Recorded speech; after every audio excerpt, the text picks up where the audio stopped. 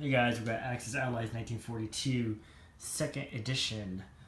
Just finished round 4, and I just want to give you an overview of what the board looks like as we get ready to start round 5.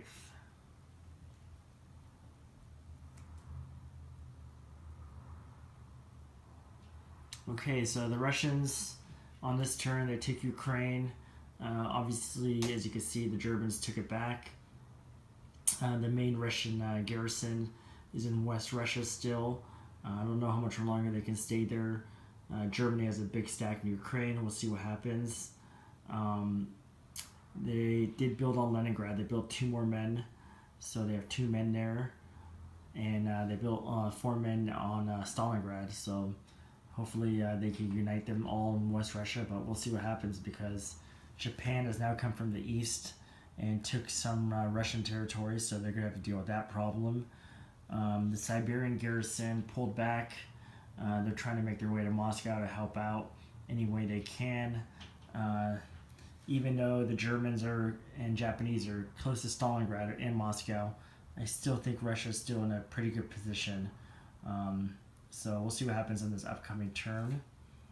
The Germans moved their main forces to Ukraine, as you can see. We'll see what they do in this next turn. That's a lot of tanks they have there. It's about 11 tanks, 6 men, and 2 artillery. They had a great victory in France. They were able to repel a British D-Day landing. They lost 1 land unit while the British lost 5 land units, and they lost a fighter. Very costly for the British. The Germans did lose Norway and Finland, so that kind of hurt them. And in Africa, they pulled back to Egypt. It's kind of like the last line of defense there. I don't know how much longer they can hold in Africa. It doesn't look too bright for them there, but you know, it is what it is. And yeah, so that was Germany's turn. They're still hanging in there. We built another fighter to join their Luftwaffe, but you know, they just got to hold out in the west and try to take down Russia. I guess that's their main goal, looks like right now. As the British, they moved their fleet off France. Like I said, they did a D-Day landing, but it was awful. They lost a fighter and 5 land units. It was basically a Dieppe, if you want to call it. Major German victory there. Setback for the British. The Indian garrison in India is still holding out. They built a tank and artillery and infantry. We'll see what they do there next. They're going to have to put pressure on Japan, though, but it's going to be tough because Japan now has 2 factories on the Asian mainland. But Japan has its hands full because the main U.S. Fleet moved into Iwo Jima, threatening the Japanese home waters.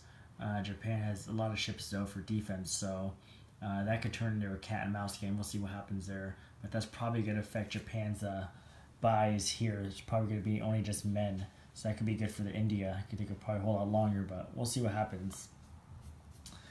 Japan did take some territories in Russia, as you can see. They collected about 41 IPCs this turn, so it was a good round for Japan.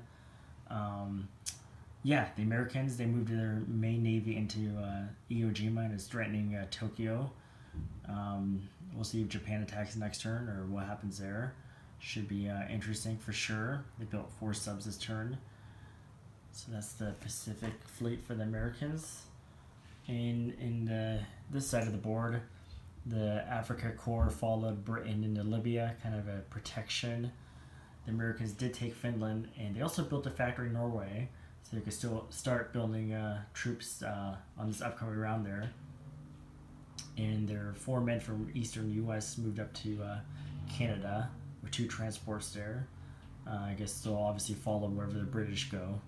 So that was round 4. If I had to give a winner for this round, I would definitely say it was the Axis. Major victory for the Germans on D-Day, killing 5 British land units and 1 British fighter, while only they lost 1 infantry. So that was a big victory for the Germans. But the Allies now have Norway and Finland, and they're pushing deeper in Africa. So still see what happens. I guess Germany will probably turtle and just try to get the victory here in the Eastern Front. We'll see how that works out. And the U.S. is trying to keep Japan occupied here in the Pacific. India maybe might go on the offense. We'll see. So yeah, that was round 4, and we're getting ready to start round 5.